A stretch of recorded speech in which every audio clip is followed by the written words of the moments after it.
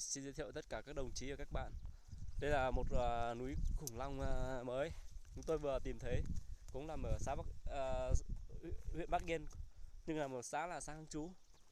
Các bạn thể thấy là hai bên sườn đồi là nó rất là dốc, độ dốc của nó là gọi là vực thẳm. Nơi này rất là thích hợp cho những chàng trai mạo hiểm, một đi không trở lại. Vâng, hai bên sườn đồi các bạn có thể phóng xe rất là thanh thang trong một tích tắc.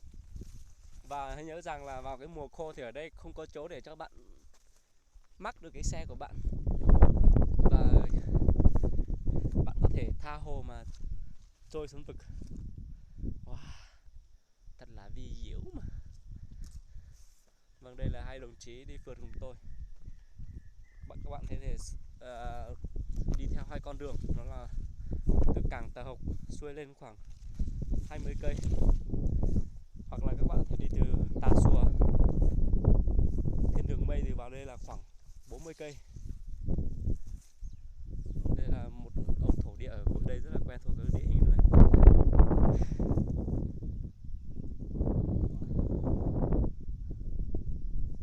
Các bạn thấy thế, bên kia là thành phố Sơn La, cách chúng ta một ngày ánh sáng. Cảng Tà Hộc cách chúng ta 30 năm ánh sáng, nơi rất là xa xôi.